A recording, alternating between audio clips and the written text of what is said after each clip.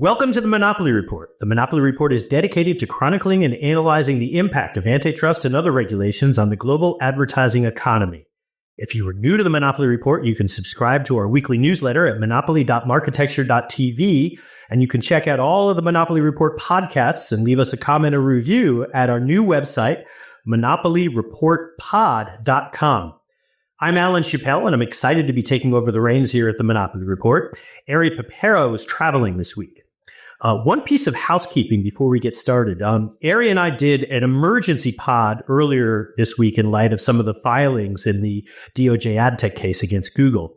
I'm now hearing that there will be a major competition announcement coming out of Europe by the end of November, so look out for that. And of course, we'll be covering it here.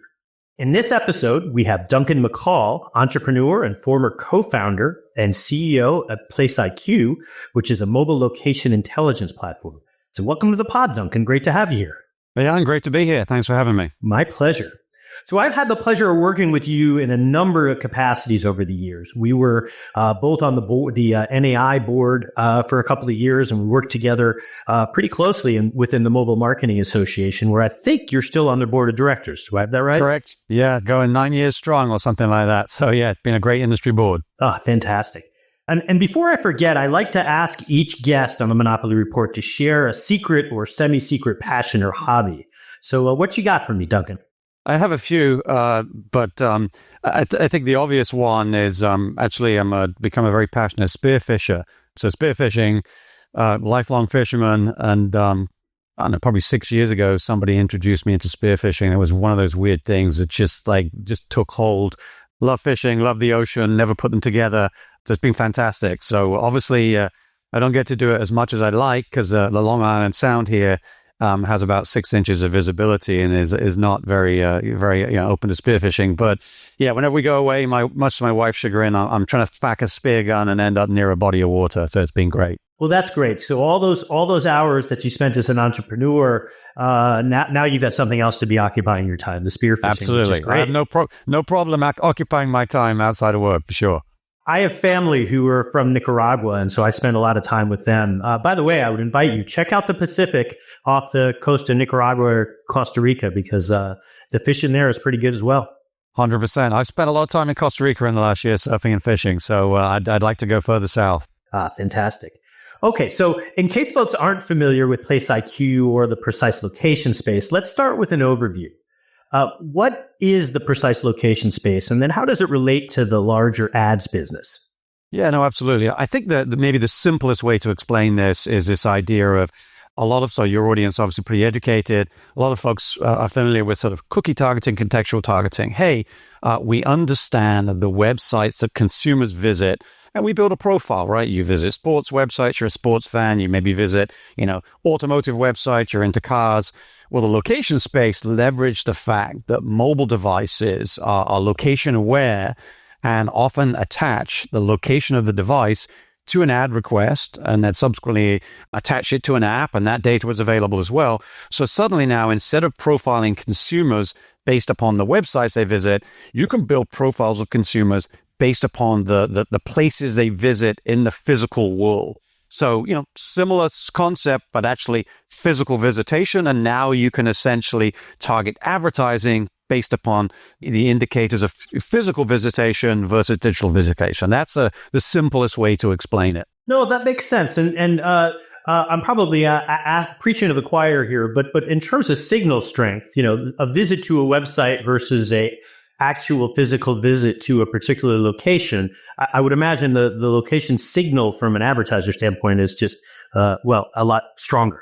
100%, right? And there are things that you don't visit on the web that you visit in the physical world. And to your point, right, researching a vehicle online is a much lower bar for intent than actually going on a car dealership, going into a Walmart, a Target, taking a plane somewhere. These are indicators of behaviors that are incredibly strong and have a much higher signal to them. So when this industry sort of came about, people said, wow, this is a new type of targeting, and it is a very strong signal of consumer behavior. So what was that space like when you founded PlaceIQ, and how has it evolved over the last decade or so? Like, what were the big use cases as they pertain to the ad space back then, and what are they today? Yeah. So, when we founded PlaceIQ, actually, I knew nothing about marketing or advertising. So we didn't found it to be a marketing and advertising company. We thought there was an opportunity to leverage all this new location data and build an analytical and data company. And then we end up sort of finding marketing as a use case. But to your point specifically, much of your audience might remember way back then, we're talking, 2010, 11, 12, there was no persistent identifier, meaning there was no mobile ad ID, no IDFA. So you actually couldn't build behavioral targeting to start with. It was all about understanding the context of a location in real time and then connecting that with a real-time ad request. Hey, we see a consumer with an ad request with location. We've not seen this consumer before. We won't see them again because there's not a persistent ID. But if we understand the context of this location, it's a car dealership, it's a Walmart, right? It's an airport, we can attach in real time a more relevant ad.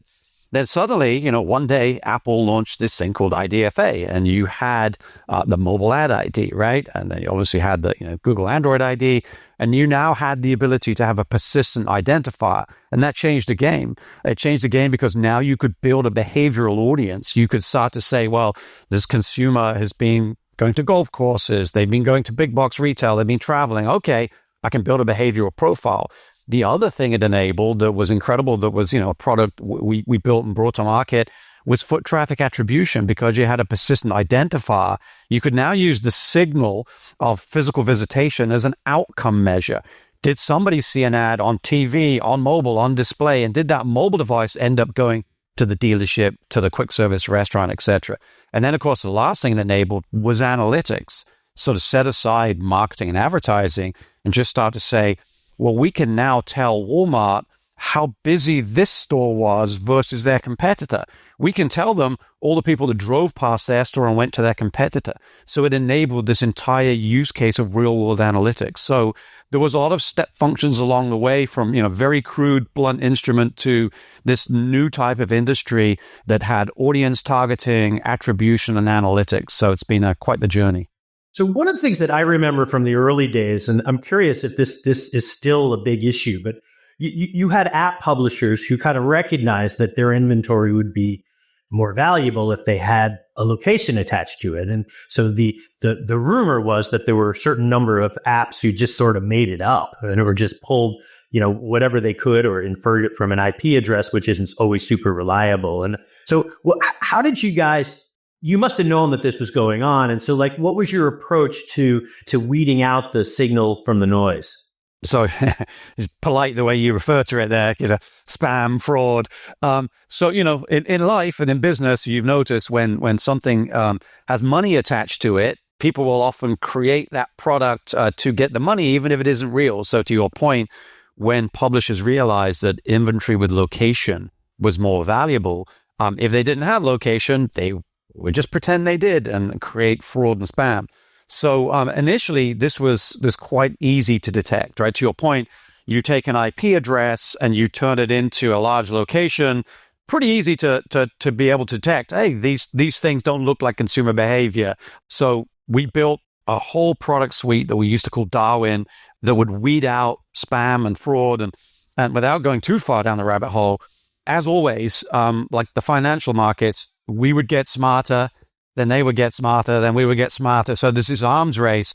And, towards the end of, my time there, what the fraudsters were doing was actually taking entire real visitations, so they didn't have to pretend, and replaying them in the future. So it was real consumer behavior, but it happened in the past, which is pretty cunning. So long story short, like many industries where there's this monetary motivation, fraud and spam was created, and there was a continual arms race to stamp that stuff out.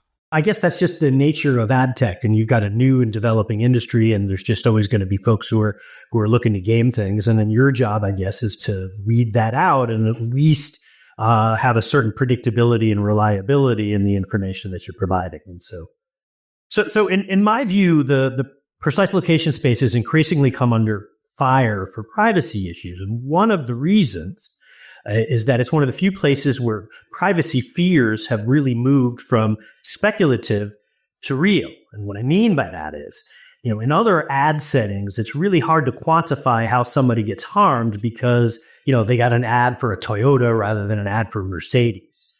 But in the location space, you're seeing a drumbeat of tangible examples. You've got, that story where the bishop was outed based upon where they figured out that bishop had been going. There's an identification of a person in Alabama, which happens to be a place that restricts abortion. And that device, anyway, had crossed state lines and gone to a reproductive clinic. And that information ultimately ended up apparently in the hands of law enforcement. So I know that was a big preamble here, but I'm curious to know, what tangible steps can the precise location space take right now to avoid creating consumer harm? Yeah, no, and absolutely right. And I think, as you said, this is a very powerful signal, and consumers aren't always aware historically, or they weren't aware historically, they necessarily opted in because it was more of an opt-out than an opt-in. And then to your point, because this was an unregulated space with no rules, and I think the other dynamic is there wasn't like one or two, we were the first company in the space, and, often spaces evolve where there's two or three big companies and they can get together and do the right thing, right?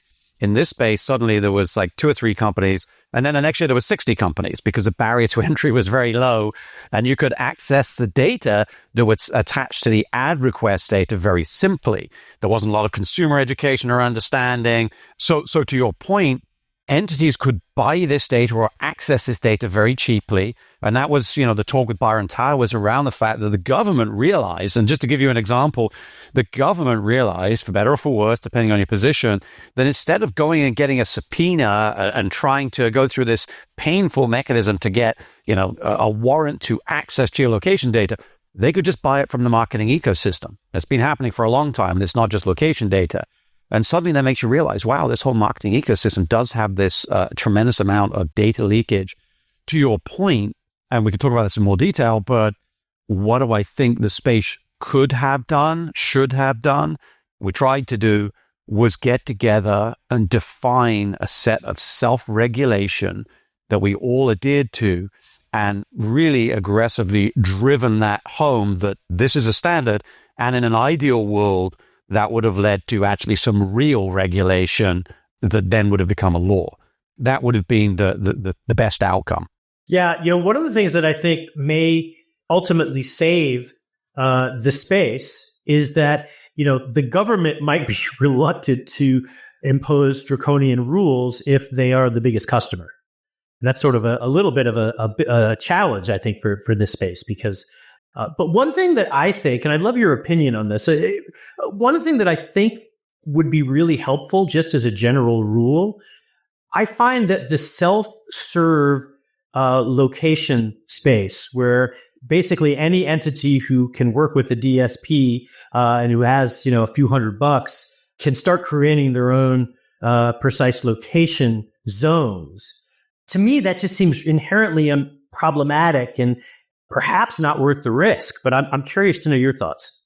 So the topic that you're pulling at there is one of this incredible innovation and evolution of technology, and how do you play a whack-a-mole or catch up with the idea of rules and regulations and self-regulation? And the reality is that we operate within a system whereby people try and make money, and they try and make money in ways that are legal. And if you don't have laws or self-regulation governing the way folks behave, you're going to end up with a Wild West. And that's exactly what happened with the location space. And, there's certainly been ramifications. The FTC has gone after various folks, but those ramifications haven't been substantial enough, I think, to be able to stamp out that type of behavior. So you've ended up in this situation whereby there's been a tremendous amount of bad press about the location space, and we can talk about whether that's warranted or not. And then, the large companies have started to say, hey, we're not going to enable location data to be captured and used in the same way. So you've ended up, I think, with a rather suboptimal outcome in the way that this industry has evolved. And to your point, the idea that the government is going to be able to coordinate, hey, well, we got some use cases for data over here, so we should change laws over here. My personal opinion is I don't think that's going to happen. The government will always find a way through data and signals to do what they're going to do. So I don't think that will have much of an outcome. But it's a dynamic space, and unclear where it's going to evolve to. So you've mentioned self-reg a couple of times, and I know that you have been a pretty huge proponent of self-reg. I mean, again, I've worked with you in a couple of different industry groups, really trying to set standards here. You were one of a handful of CEOs in the location space who pushed to create an industry-wide list of sensitive locations with the larger goal of, setting up industry-wide exclusion lists. And so you mentioned Coachella, and I know there's been a couple of FTC, we'll just say enforcement actions again in the location space recently. It's interesting that they're talking about, the output of that is to set up this exclusion list, because you were pushing for that at least 5 years ago. And I'm just curious, do you think industry has done enough to self-regulate in the location space? And what could industry have done better? And maybe, for you personally, what button could you push that might have pushed things a little differently? So do I think the industry has done enough? No. Let's just be clear. Let's answer that. So to your point, right? Sensitive locations, and maybe just for the audience, right? What's the concept of sensitive location? So I'll give a real example. I remember very vividly, we started the company in Boulder, Colorado, and I remember we actually had a fire in our office, and our office had burnt down, and we were in this like weird rented warehouse space, and I'm whiteboarding with my co-founder as CTO, and he's like, "Hey, Duncan, schools. What do we do with schools and hospitals?" And we looked at each other, and we're just like, that seems like a really bad idea to track consumers to schools and hospitals. We said, how about we don't have them in the base map? So then we sat down and we built our own list of things, right? Places of worship, right? Cancer centers, Planned Parenthood, all the things you would imagine that would be indicative of a real world behavior that doesn't really make sense to profile for many, many reasons. And we said, we're not going to do these things. And it just seemed to us like the right thing to do, the right logical thing. And then to your point, right? So fast forward some years later, and it took, even then, it was just blatantly obvious. Hey, if we as an industry allow ourselves to profile some of these sensitive locations and sell audiences of people who visit Planned Parenthoods and cancer centers, that seems like a terrible idea that the media is going to pick up and run with. And not only are they going to report it truthfully, it's going to create this incredibly bad aura around the entire industry. Understandably, right? That's what the media does with those things. So at the time, we went initially to the MMA that I've been on the board for a long time and said, why don't we build an industry consortium to actually build a list of sensitive places we all agree not to target. We spent years on that and, didn't really work out. We went through the NAI and we finally got that passed, although it was not simple. But let's be clear, I think it was by then too little too late, right? And maybe it was just more too late than too little. The narrative had caught control that, this is incredibly problematic. And so to your point, if I could take a time machine back now, and go and see myself in, 2013, 14, something like that. And, and in Back to the Future moment, shake myself by the shoulders and say, you need to do this.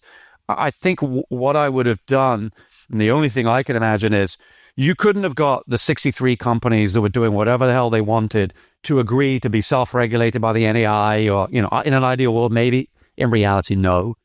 The way that I had observed this had worked successfully is, you got to go to the buyers, right? The agencies and the brands, and you have to say, hey, you like this whole location targeting stuff, right? If you do not only buy from, let's say, give the example, companies that have been vetted by the NAI or another industry group that are not targeting those locations, that are following legitimate consent, et cetera, if you do not only buy from these things, the industry will fail to exist under its current guise, and you guys will look bad, we'll look bad. I think that is the only realistic way. Go to where the money comes from and educate them. You cannot buy from companies that are not doing this the right way.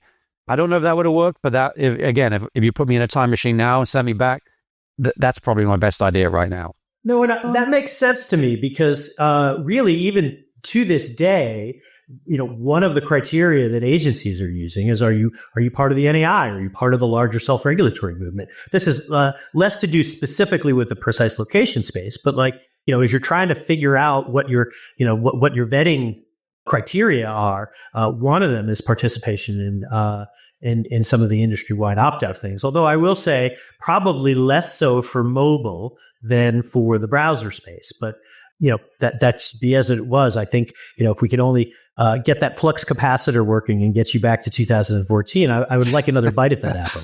There you go. Probably wouldn't be my first use of a time machine. I'd do other things first, but yeah, it'd be on the list. So I want to turn a little bit to, large tech giants, and they're making privacy rules mostly with the goal of shoring up their own businesses, with the secondary goal perhaps of mollifying legislators. And I don't want to completely undersell, the goal of, protecting consumers. But this has been a theme here on the Monopoly Report. Can you walk us through how, the concept of having large platforms dictating the rules, which, sometimes are aligned with state or federal law, sometimes they aren't. And how do you navigate that as a company trying to work through that? And maybe, for your audience, that what happened in the location space, and I can say with some degree of confidence, having worked in it for, 15 years and looking back now and not being in the space right now, right? So can talk from an unbiased perspective, is you had this incredible explosion of God knows how many companies doing things that I think were not illegal, but unsavory and unethical to a large degree. All that stuff's been in the press. Then what happened, right? Apple and Google said, look, at the end of the day, the consumer keeps reading these articles about location data and they're tracking you and all these different things. And who do they ultimately blame?